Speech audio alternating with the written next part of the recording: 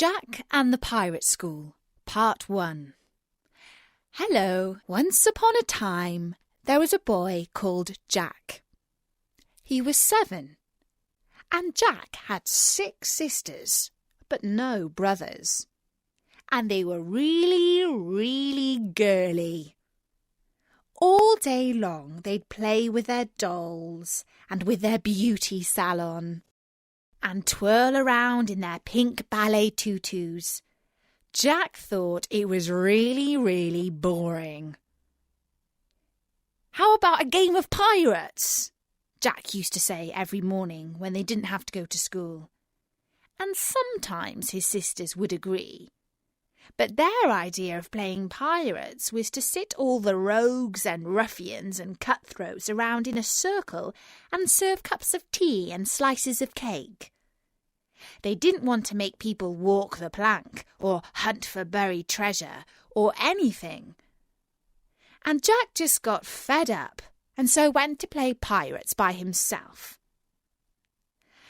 Then one day they were all sitting at lunch when Jack's father asked him if he wanted to go to sailing school in the summer holidays.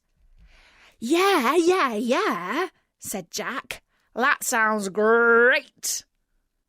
And so it was agreed. In the summer holidays, Jack would go off to sailing school for a few days. "Just one thing, Jack," said his father. "Make sure you aren't captured by any pirates." And all his sisters laughed. "Because they might hold you to ransom for £1,000,000, said his father. "Oh, I wouldn't worry about that," said Jack. "The rascals and ruffians can never capture me. I just fight them off." And he made a slashing motion with his hands as if he was waving a cutlass through the air. "See, like this," said Jack.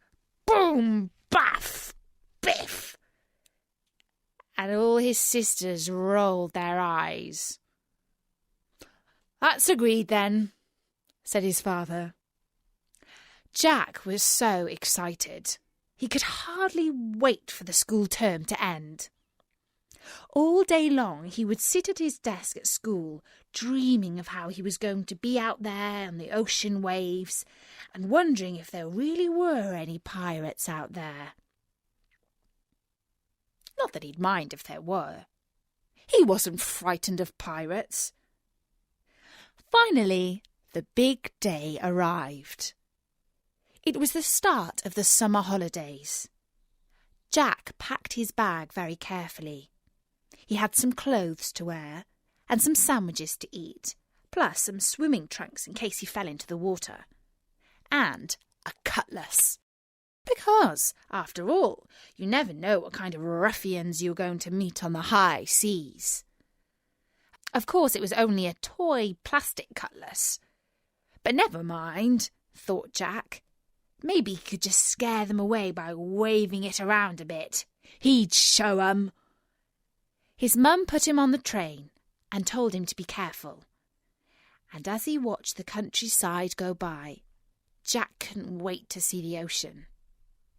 Finally, he could see the waves crashing against the shore, and soon afterward the train pulled up into the station. He climbed off the train and looked up and down the platform. And then he saw a man standing with a sign which said, "Boys who want a life on the ocean waves, please step this way." And so Jack walked towards him. "Excuse me," he said. It was at that point that he noticed a funny-looking parrot sitting on the man's shoulder. Excuse me," said Jack. "Yes, what is it?" said the man. "Is this the right place for the sailing school?" The man paused. "Ah!" squawked the parrot. "Sailing school? Ah!" "Shut up, you stupid bird," growled the man. Then he looked back at Jack. "Sailing school. You could say that," he said. "Step this way, young man." And so Jack followed him toward the car, and they drove to the port. "Who's a silly boy then?" squawked the parrot. Or at least he did until the man whacked him around the beak. And then they climbed out of the car, and the man showed Jack the ship. But it wasn't the ship Jack was expecting. It was more of a galleon than a yacht, with huge sails and rigging and a crow's nest. I mean, said Jack nervously. But the man just pushed him up the stair so hard that Jack went flying across the deck. The next thing he knew, a very tall man was walking towards him, a man with a black cape and a wooden leg.